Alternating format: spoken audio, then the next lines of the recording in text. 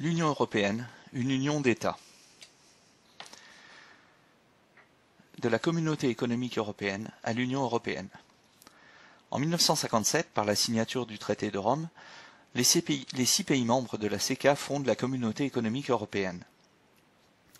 Le traité prévoit la création d'un marché commun et la mise en place de politiques économiques communes.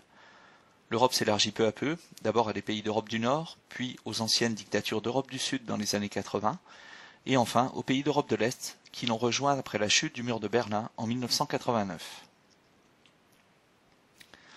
Des institutions européennes naissent. En 1979, le Parlement européen est élu pour la première fois au suffrage universel direct.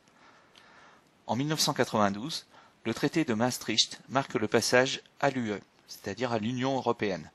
L'intégration s'accentue dans le domaine économique avec la mise en place de l'euro en 2002. L'Union européenne prévoit aussi d'élargir ses compétences dans le domaine de la politique étrangère, de la défense, de la justice et de l'immigration. Une citoyenneté européenne voit le jour. Les élargissements successifs conduisent les institutions européennes à s'adapter, puisque l'UE compte depuis 2013 28 États très différents économiquement et culturellement. Grand 2. Un territoire attractif. La Turquie, par exemple, est candidate depuis longtemps à l'intégration dans l'Union. L'entrée dans l'Union d'un pays peu peuplé, en développement rapide, musulman mais laïque, fait débat, aussi bien en Turquie que dans les pays membres. Il rappelle la nécessité de respecter les droits de l'homme, puisque dans ce domaine, la reconnaissance du génocide arménien ou le traitement entre guillemets de la minorité kurde restent des obstacles. Enfin, il pose la question des frontières de l'Union européenne. Cet exemple montre que l'UE est un espace de paix où la démocratie et les droits de l'homme sont respectés. C'est aussi un espace de prospérité, de richesse et donc attractif, à l'échelle européenne comme à l'échelle mondiale. Les élargissements successifs sont donc un grand succès de l'Union, mais ils posent aussi des problèmes de fonctionnement institutionnel. Il est plus difficile de prendre des décisions importantes à 28 qu'à 6, c'est pourquoi certaines mesures, comme la zone euro ou l'espace Schengen, n'ont pas été approuvées par tous les États. L'Europe reste donc à géométrie variable. Grand 3, le territoire européen. La mégalopole, qui s'étend du nord de l'Italie et au bassin de Londres, est le cœur de l'Europe, son centre.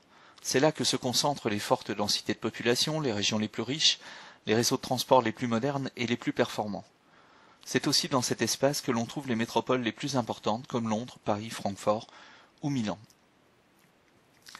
Dans la périphérie de la mégalopole se trouvent des espaces intégrés et qui bénéficient de la proximité de cette dernière. C'est le cas de l'est de la France ou du nord de l'Espagne qui sont bien intégrés à l'espace européen. Aux périphéries de ce territoire, les espaces sont souvent moins dynamiques et moins riches. C'est le cas notamment des pays d'Europe du Sud comme l'Espagne, le Portugal ou la Grèce, qui subissent particulièrement la crise financière actuelle. C'est surtout le cas des anciennes démocraties populaires d'Europe de l'Est, qui ont intégré l'UE depuis la fin de la guerre froide, mais qui rattrapent leur retard de développement plus ou moins rapidement. Enfin, la politique de réduction des inégalités de l'Union européenne. Comme on vient de le voir, l'Union européenne est une mosaïque d'États de taille et de richesses très différentes en fonction de leur histoire et de leur géographie. On y compte 23 langues officielles, le christianisme est majoritaire mais divisé en 3 ensembles, catholiques, protestants et orthodoxes. De plus, l'Europe compte de fortes minorités de juifs et de musulmans. L'Union est aussi marquée par des écarts de richesse importants.